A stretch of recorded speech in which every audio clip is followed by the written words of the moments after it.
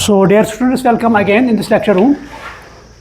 As you know that we are discussing this topic from few days, that is called as Kingdom Fungi.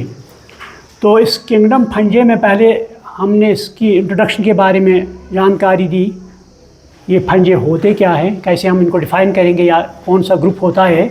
तो उसके बाद हमने इनके general characters पढ़े।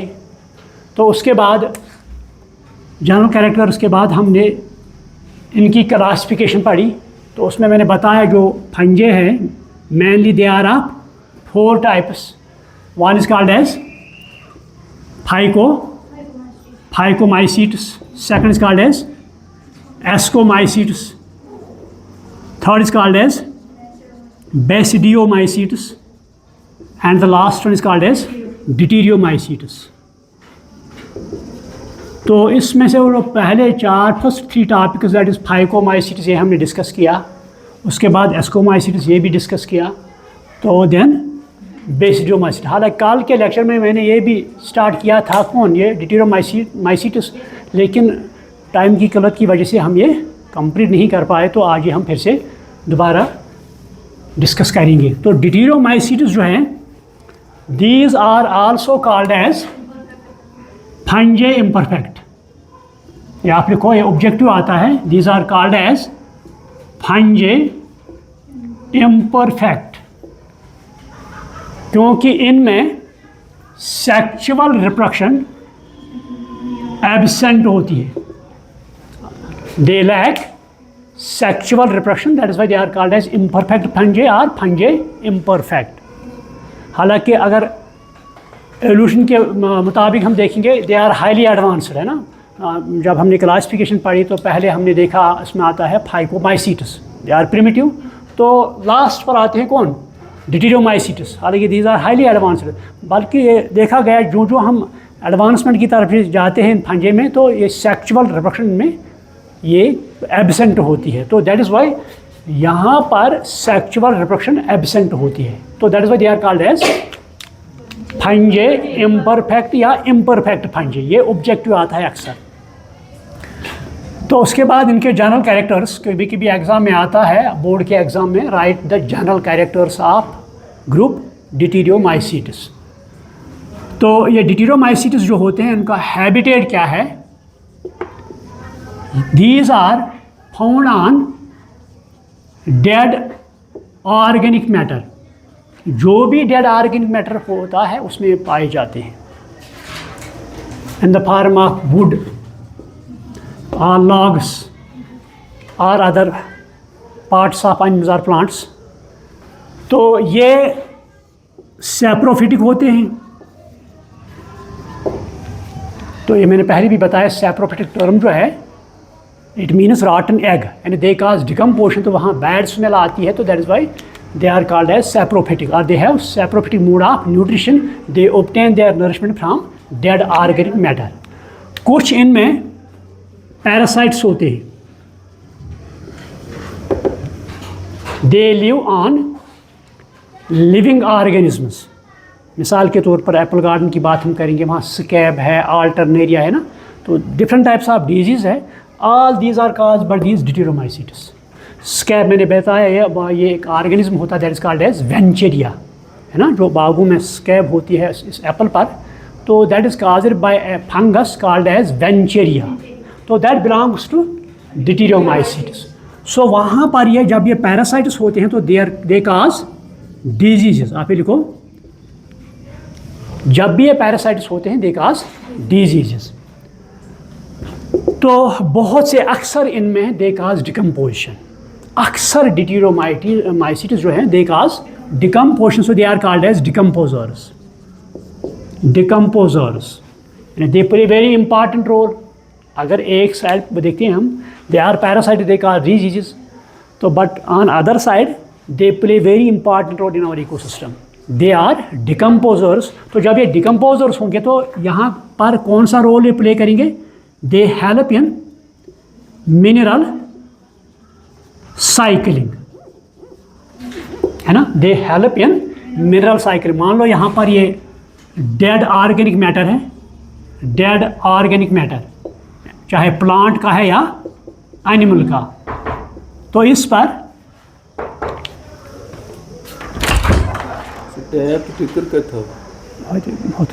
Dead organic matter है in the form of, चाहे plant का part हो, लीफ है, ट्विग है ना, ब्रांच है, फ्लावर है, फ्रूट है, या एनिमल का पार्ट है, फिकल मैटर है। तो इस पर ये डिकम्पोजर्स अटैक करेंगे टू गेट फूड मटेरियल। उनकी भी प्रॉब्लम होती है, ये इनकी ये नहीं सोचते कि हम डिकम्पोजिशन करने जा रहे हैं, बल्कि इनकी प्रॉब्लम क्या है, they also need food material, so they obtain organic matter वहाँ से। तो उससे क्या होता है, जो इनऑर्गेनिक मैटर होता है in the form of chemicals या मिनरल्स, फॉर एग्जांपल कैल्शियम है, सल्फर है, phosphorus, whatever it may be, so they all come back to soil, back to soil.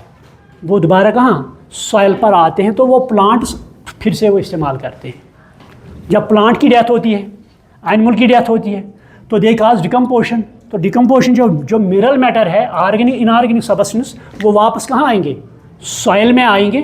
तो फिर यही दोबारा मिनरल्स प्लांट इस्तेमाल करेगा। So this called as mineral cycling. वो आप ये लिखो, they play an important role in mineral cycling during decomposition.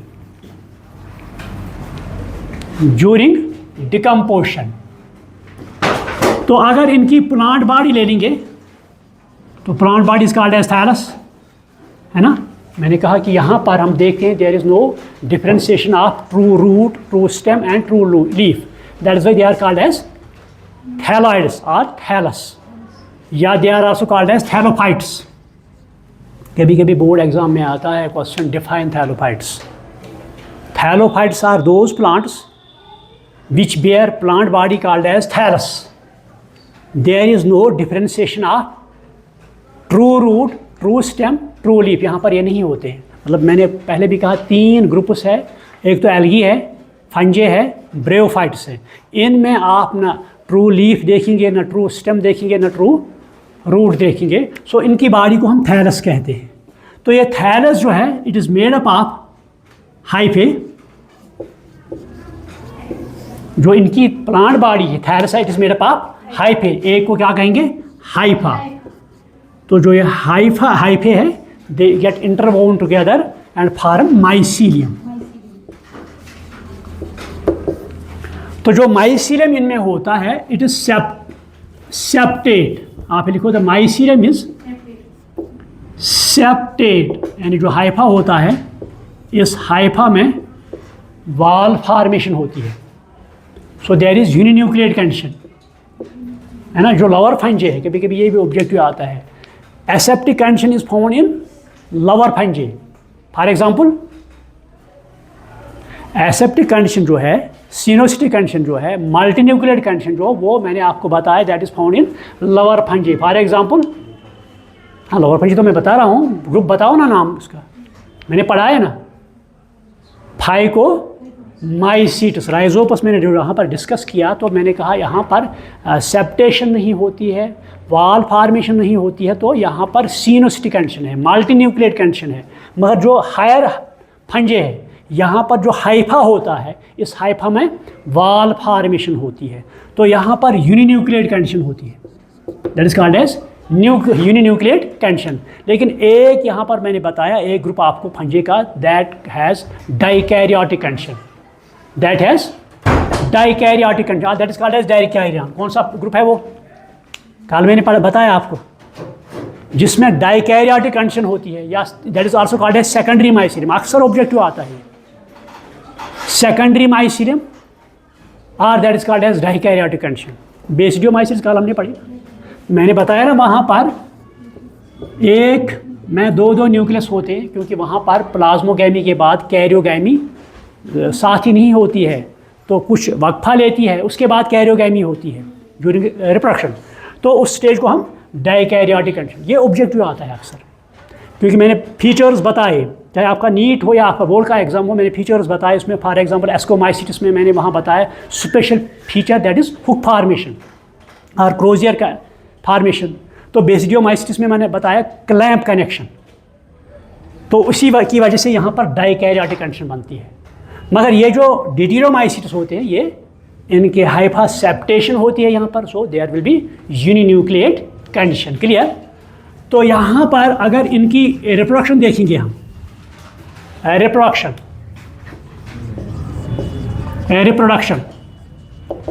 तो इनमें मैंने पहले ही बताया सेक्चुअल रिप्रोडक्शन इज एब्सेंट। ये भी अक्सर आता है ऑब्जेक्टिव एग्जाम में, सेक्चुअल रिप्रोडक्शन इज एब्सेंट इन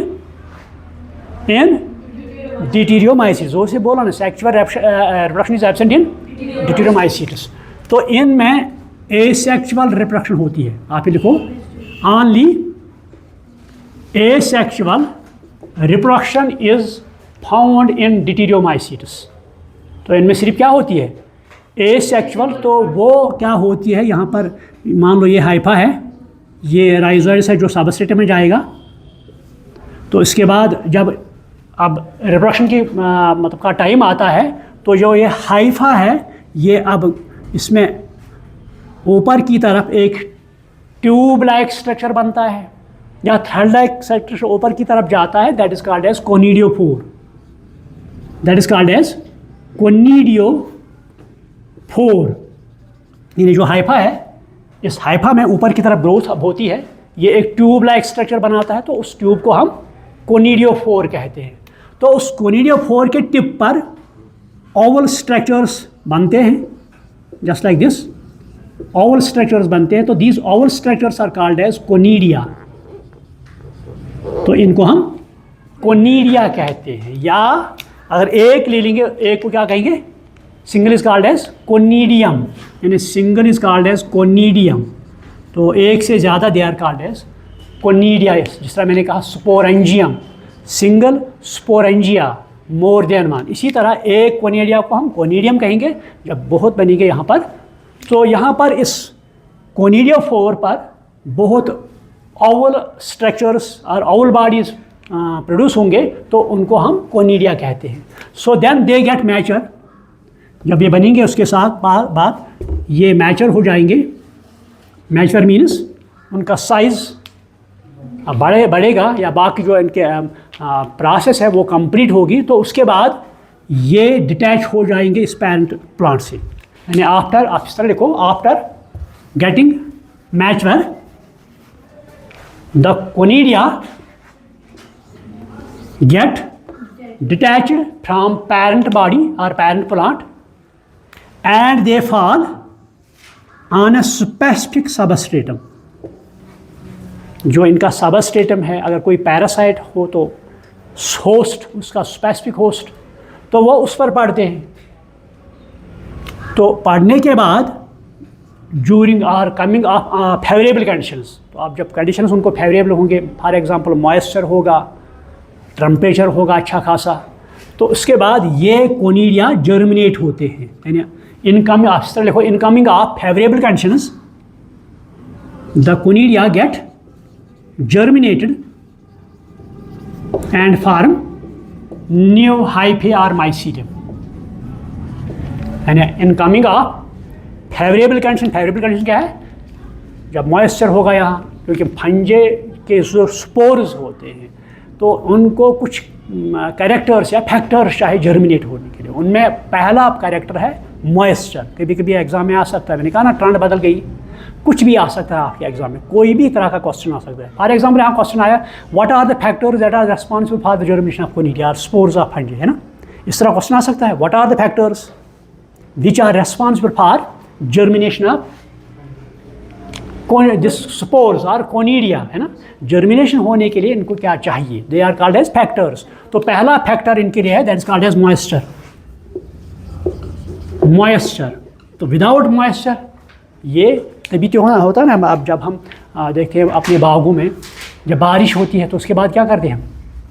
दवाई करते हैं ना, छिड़काव दवाई का करते हैं। क्यों? जब बहुत ही टेम्परेचर ज़्यादा होता है उस वक्त हम कहते हैं स्कैब नहीं फैलेगी, it's does not gate spread, है ना, स्कैब या स्प्रेड। तो उस वक्त मॉइस्चर बहुत कम होता है। जब बारिश पड़ती है या बारिश होती है तो उस वक्त मॉइस्चर कंटेंट इंक्रीज़ होता है, तो इनको जर्मिनेशन होने में या जर्मिनेट होने में मदद मिलती है। So first character is moisture. Second is temperature, it also plays an important role. अगर टेम्परेचर बहुत ज़्यादा हो, कम हो, तो ये जर्मिनेट नहीं होंगे। इसीलिए ड्यूरिंग विंटर ये जर्मिनेट होते हैं। विंटर में क्यों? उस वक्त टेम्परेचर बहुत ही कम होता है, तो अगर बहुत ही ज़्यादा होगा तब भी जर्मिनेट हम यहाँ कहेंगे। अगर आपको याद होगा जब मैंने फोटोसिंथेसिस पढ़ाई तो उस वक्त मैंने कहा सैचिस एक साइंटिस्ट था, उसने 3 पॉइंट्स दिए थे, are called as cardinal points. पढ़े हैं? Cardinal points, they are minimum, optimum and maximum. अगर मिनिमम हो टेम्परेचर तो जर्मिनेशन नहीं होगी, ऑप्टिमम पर बेस्ट जर्मिनेशन, मैक्सिमम पर डिक्लाइन होगी। ये 3 पॉइंट। सो जो ये स्पोर्स है या कोनिडिया जो है, इनको टेम्परेचर अच्छा खासा मिलेगा, मान लो अप टू 25 और 30 degree Celsius, so they will get germinated. So this is second condition. So कुछ स्पोर्स ऐसे they need also darkness, they need also, मान लो राइजोपस है, इसको डार्कनेस चाहिए, it gets germinated during dark, but moisture का होना ज़रूरी है, टेम्परेचर का होना। So these are called as factors, जो these are called as favourable conditions also. So जब इस कोनिडिया को मिलेंगे तो ये जर्मिनेट होगा, तो जर्मिनेट के होने के बाद ये नया माइसीलियम बनाएगा। तो मान लो एक फंगस जो है, पहले मैं आपको एग्जांपल देता हूँ यहाँ पर। एग्जांपल कभी कभी आता है एग्जाम में, एग्जांपल्स ऑफ दिस डिटिरोमाइसीट्स। नंबर 1 जो आपकी एनसीईआरटी में है, अल्टरनेरिया। पहले लिखो Alternaria कॉलिटोट्राइकम, कॉलिटोट्राइकम। Next is trichoderma, DRMA थी है। सो दीज आर, इसके अलावा भी है, मैंने अभी कहा वेंचेरिया है, ये भी डिटिरोमाइसीट्स में होता है, ठीक है। So these are examples. कोई ये तो नीट में भी आ सकते हैं आपके, इनमें से कोई क्वेश्चन आ सकता है एग्जाम्पल। एक तो अल्टरनेरिया है ना, कहते हैं हम कि आज बागों में डिजीज़ फैली है Alternaria. So actually that is a fungus, that is a deuteromycete. या इसी तरह कॉलिटोट्राइकम है या ट्राइकोडर्मा है। So these are called as deuteromycete. इसके अलावा वेंचेरिया भी है या बहुत से फंजे हैं, सो दे बिकम्स डिटिरोमाइसीट्स। कभी कभी क्या होता है, कभी कभी यहाँ आप देखेंगे कुछ फंजे जो किन में है, डिटिरोमाइसीट्स में, उनमें सेक्सुअल रिप्रोडक्शन पाई जाती है। मतलब किसी ने रखे हैं इसमें, इस ग्रुप में, उनमें क्या है, सेक्सुअल रिप्रोडक्शन प्रेजेंट है। तो जब उन पर नज़र पड़ती है, ये फंजे सेक्सुअल रिप्रोडक्शन के तौर पर अपनी पॉपुलेशन इंक्रीज़ करती है, तो उनको वहाँ से निकाला जाता है। तो उनको कहाँ रखा जाता है, या तो ये ऑब्जेक्टिव आता है, या तो एस्कोमाइसीट्स में या बेसिडियोमाइसीट्स में। ये आप लिखो, if any member of deuteromycete is found to have sexual reproduction. If any member of Dityriomycete या species या organism of Dityriomycete is found to have sexual reproduction, it is replaced here and kept in either Ascomycetes or Basidiomycetes। ज़्यादातर ascomycetes में, लेकिन basidio. तो ये objective आ सकता है आपको, मान लो यहाँ पर डिटिरोमाइसीट स्पीशीज़ है, इसमें सेक्सुअल रिप्रोडक्शन है, इसको किस ग्रुप में रखेंगे। वहाँ पर फाइकोमाइसीट्स है, मेस्टिगोमाइसीट्स है, जाइगोमाइसीट्स है, एस्कोमाइसीट्स है। तो आपको पता होना चाहिए इस ग्रुप को और इस स्पीशीज़ को, इस ऑर्गेनिज्म को जिसमें क्या है, सेक्सुअल रिप्रोडक्शन। मगर कहाँ पर रखा गया, डिटिरोमाइसीट्स में। यहाँ तो रखा सो नहीं है। तो all deuteromycetes are imperfect, they lack sexual reproduction. तो वहाँ उनको रिप्लेस किया जाता है, वहाँ से उठाया जाता है। तो या तो एस्कोमाइसीट्स में या डिटिरोमाइसीट्स में। क्लियर। तो अब यहाँ पर कभी कभी आता है एग्जाम में, what is the importance of deuteromycetes, है ना। आपको क्वेश्चन आ गया 3 नंबर का, 2 मार्क्स का क्वेश्चन, इम्पॉर्टेंस ऑफ डिटिरोमाइसीट्स। ये जो डिटिरोमाइसीट्स है, क्योंकि मैंने कहा ना मैं दोनों पैटर्न मद्देनजर रखता हूँ, आपका बोर्ड का एग्ज़ाम भी, नीट का भी। लिहाजा जो भी पॉइंट मैं कहूँ, ये ऑब्जेक्टिव आ सकता है, वो नीट में भी आ सकता है आपके बोर्ड के एग्ज़ाम में। लेकिन यहाँ मैं साथ साथ बताऊँ हूँ क्वेश्चन कैसे आ सकता है बोर्ड एग्ज़ाम में, वो भी आप पिन पॉइंट कर लो। तो कभी आ सकता है question, what are the importance of, what is the importance of this deuteromycetes, या एडवांटेज ऑफ, या रोल ऑफ माइसीट्स। जब एक इम्पॉर्टेंस आएगी या रोल, तो यहाँ पर हम दो रोल लेते हैं, एक पॉजिटिव रोल एडवांटेज, दूसरा नेगेटिव रोल डिमेरिट्स डिसएडवांटेजेस। तो पॉजिटिव रोल के एतबार से मैंने ये भी बताया, they act as decomposers, they act as decomposers and cause decomposition of dead organic matter, so they help in cycling of mineral nutrients, है ना, या मिनरल साइकिलिंग आप लिख सकते हैं।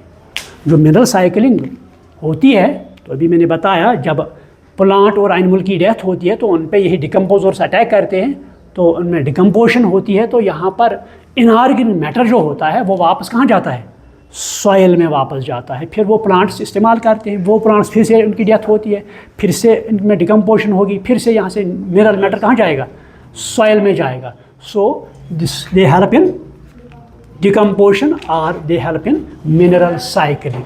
तो दे दिस पॉजिटिव रोल। तो नेगेटिव रोल भी है, दे काज या दे एक्ट एज पैथोजेनस। आप ये देखो, दे एक्ट एज पैथोजेनस। तो मैंने कहा जो भी ऑर्गेनिज्म, चाहे वो बैक्टीरिया हो, फंजे हो, वायरस तो ऑलरेडी है ही पैथोजन, जो भी ऑर्गेनिज्म चाहे बैक्टीरिया फंजे हो जो डिजीज़ काज करता हो, तो उसे हम क्या कहते हैं, पैथोजन। कभी कभी आता है एग्जाम में डिफाइन पैथोजन, है ना, डिजीज़ काजिंग ऑर्गेनिज्म।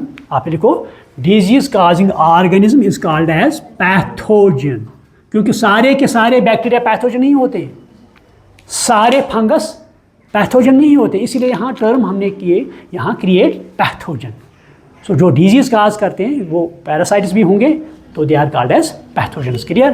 तो अभी मैंने बताया अल्टरनेरिया है, स्कैब है, जो दीज डिटेरोमाइटिस की वजह से फैल जाते हैं। So this is their negative role और disadvantage. So this all about deuteromycetes. Clear.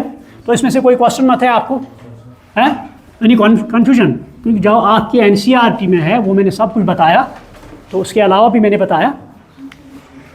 अब तो नेक्स्ट टॉपिक है यहाँ पर लाइकन्स। अब तो नेक्स्ट टॉपिक है यहाँ पर हमारा लाइकन्स। लाइकन्स पढ़िए आप, लाइकन्स पढ़िए आप, तो स्पेलिंग होनी चाहिए, ठीक है।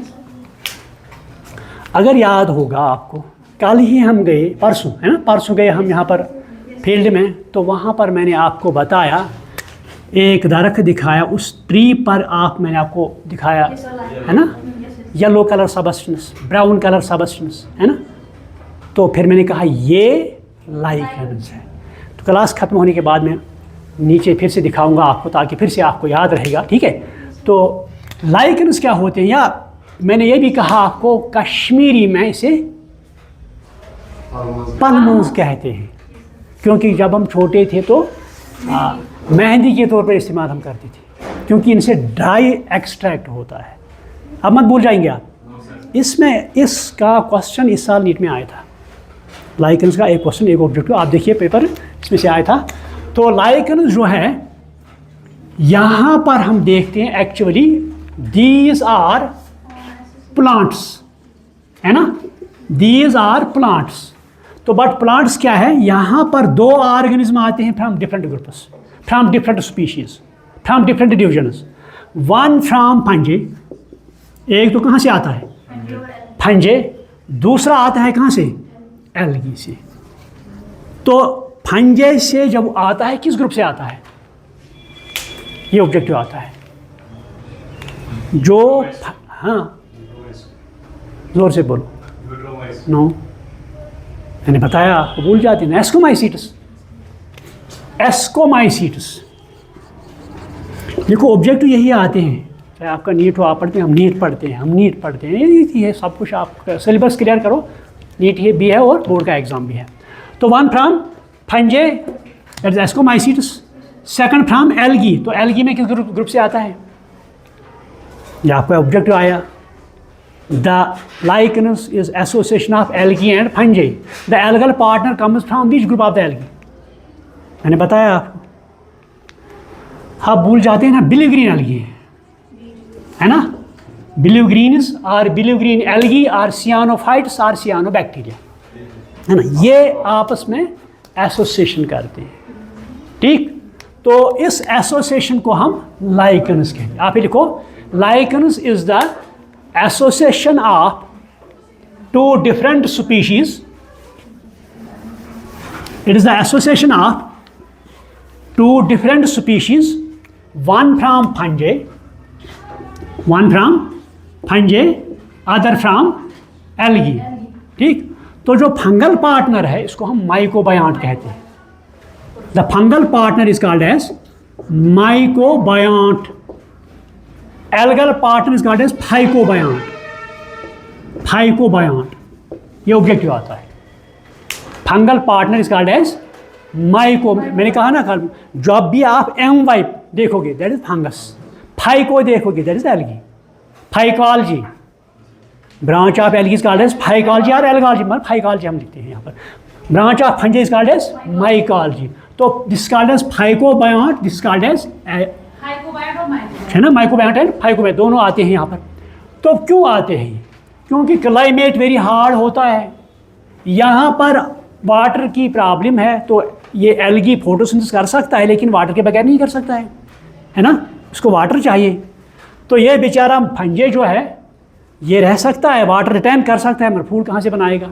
तो बाद में ये कहते हैं दो में, चलो भाई आओ हम बिजनेस करेंगे। तो business is called as symbiosis, है ना, that is called as symbiosis. So here symbiotic relationship develops between fungi and, clear? So इस एसोसिएशन हमको कहते हैं बी ए सिम्बियोसिस और सिम्बियोटिक। तो सिम्बियोसिस जो है दोनों के लिए फ्रूटफुल है, दोनों के लिए बेनिफिशियल है। ये जो एसोसिएशन है इसको हम पॉपुलेशन इंटरेक्शन भी कहते हैं। तो यहाँ पर इंटरेक्शन हुई, फंजे need food material, algae need water and minerals. So water minerals ये फुलफिल कौन करेगा? फंजे। तो फोटोसिंथेसिस करेगा एल्गी। तो ये क्या बनाते हैं? लाइकेंस। तो लाइकेंस जो है ये तीन तरह के होते हैं, दे आर ऑफ थ्री। हालांकि इनके प्लांट बॉडी को क्या कहते हैं हम? थैलस। हालांकि अगर हमने देखे हैं उस वक्त हमें, मतलब मैंने बताया ये एल्गी या फंजे हैं, हम अगर दूर से देखेंगे तो हमें ये नहीं लगेगा, हम डिफ्रेंशिएट नहीं कर पाएंगे कि ये एल्गी या यहाँ पर दो प्लांट्स है ना। जब हम एल्गी लाइकेंस देखेंगे तो दूर से देखेंगे, हमें ये पता नहीं चलेगा, फ़र्क नहीं हम कर पाएंगे कि ये दो प्लांट्स है यहाँ पर, ये दो स्पीशीज़ है यहाँ पर, है ना।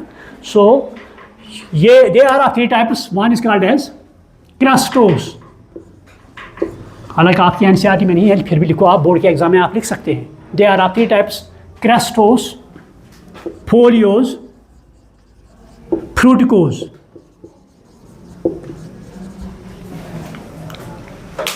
They are of three types.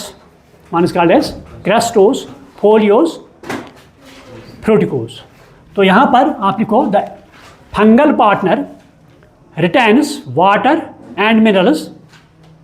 The fungal partner retains water and minerals. ये लिखा आपने। They are of three types. One is called as crustose, CRUSTOS, crustose, foliose, फ्रूटिकोज।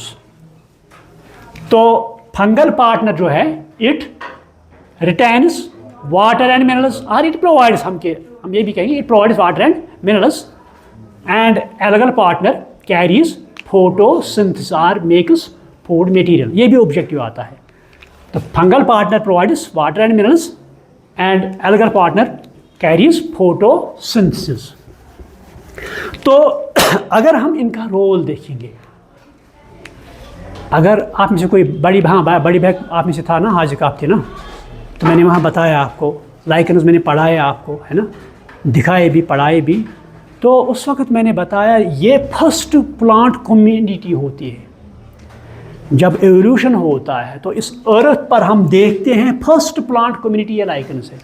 क्योंकि कितना भी हार्ड क्लाइमेट हो, ये रॉक्स पर भी होता है, ये वाल्स पर भी होता है, ट्रीज़ पर भी, कोई भी किस्म का हार्ड टफ जिस एनवायरनमेंट हो, ये हर किस्म के एनवायरनमेंट पाए, एक्सेप्ट जहाँ पर पोल्यूशन होता है, जहाँ पर स्पेशली सल्फर डाइऑक्साइड, यहाँ पर ये टिकेंगे नहीं।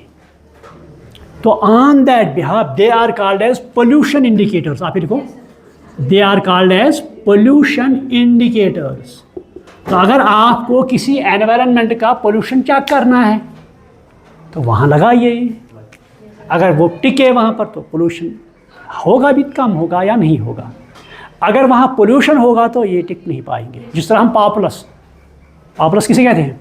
कश्मीरी में फ्रेस को पॉपुलस कहते हैं। पुराने ज़माने में जब ट्यूबवेल खोदते थे तो उसी एरिया पर जहाँ ये पॉपुलस पाए जाते थे, क्योंकि ये अपने रूट्स बहुत नीचे जहाँ पर वाटर अवेलेबल हो।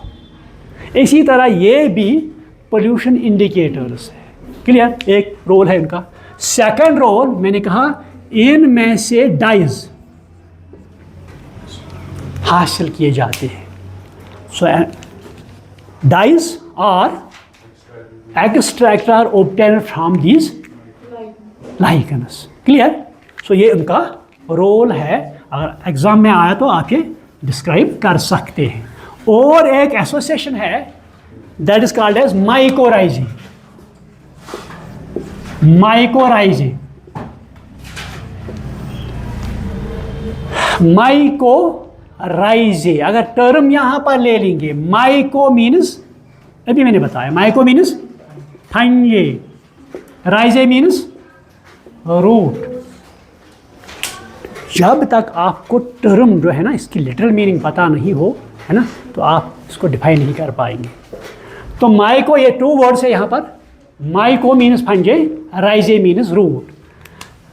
उस वक्त भी मैंने बताया आपको, जो पाइनस होते हैं या जिम्नोस्पर्म्स होते हैं, ये उस इलाके में पाए जाते हैं जहाँ पर वाटर की स्कैर्सिटी होती है ना। तो वाटर एब्जॉर्प्शन, मिनरल एब्जॉर्प्शन में प्रॉब्लम होती है, क्योंकि इनमें रूट हेयर्स एब्सेंट होते हैं।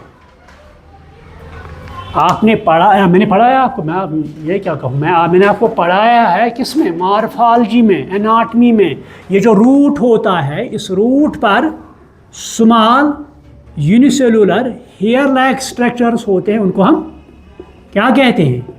रूट हेयर्स होते हैं। So they help in water absorption. ठीक है? तो ये पाइनस जो है, इसमें रूट हेयर्स एब्सेंट होते हैं, तो ये किस तरह वाटर एब्जॉर्प्शन करेगा, है ना? इसमें दिक्कत होगी, प्रॉब्लम होगी। तो उस वक्त ये हेल्प है ना, पुकारता है, मुझे हेल्प चाहिए, मुझे हेल्प चाहिए। तो यहाँ पर ये साहब बैठे हैं फंजे, ये सुनते हैं इनकी ये पुकार, तो कहते हैं बताओ भाई क्या बात है? कह रहे मुझे पानी की ज़रूरत है, पानी नहीं मिलता है, पानी तो है लेकिन मैं नहीं एब्जॉर्ब कर पाता हूँ। तो ये इसके कहते ठीक है, हम आधा करेंगे, एग्रीमेंट करेंगे।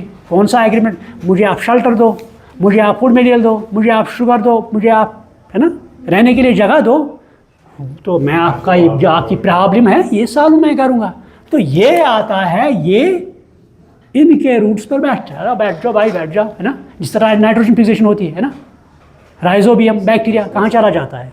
रूट के अंदर घुसता है, तो वहाँ पर वो नाइट्रोजन फिक्सेशन कैरी करता है। इसी तरह ये रूट में आता है।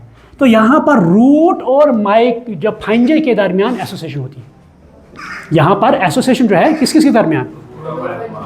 सो this association is called as, so यहाँ पे लिखो, the association between fungi and roots of higher plants. Example आप पाइनस लिख सकते हैं, ठीक? The association of fungi and roots of higher plants. Example लिखेंगे आप Pinus, in which the fungi help in water and mineral absorption. Clear?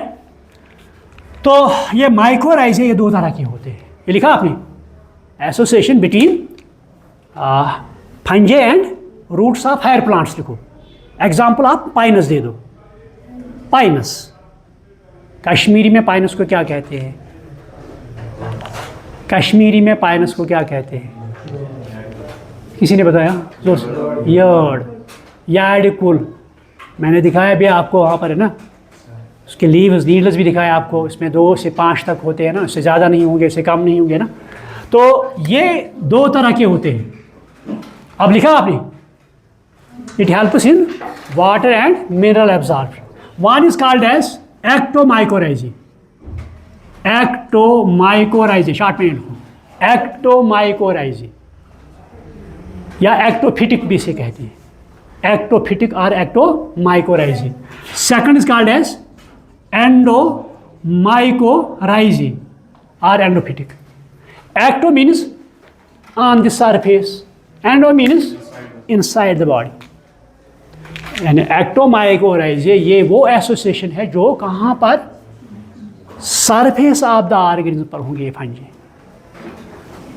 अगर मौका मिला मैं दिखाऊंगा आपको, उस दिन मैं भूल गया आपको बतानी, ये माइकोराइजल हम देख नहीं थे क्या, रूट्स ऑफ पाइनस से ऊपर ही से होते हैं, तो लेकिन आई एम वेरी सॉरी मैं उस वक्त भूल गया बताना आपको।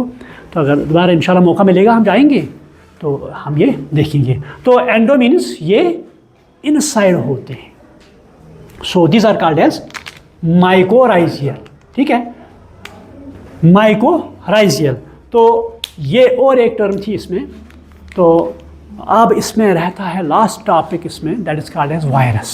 वेरी इंपॉर्टेंट, बोर्ड के एतबार से भी, नीट के एतबार से भी, तो वो हम डिस्कस कल करेंगे। ठीक है, तो अगर आप आए तो ठीक है, नहीं आएंगे तो फिर भी मैं, अगर कोई नहीं होगा मैं इनको पढ़ाता हूँ, इनको पढ़ाता हूँ। ठीक है, तो एनी क्वेश्चन है, confusion? So time is over. I should stop over here. Thank you very much.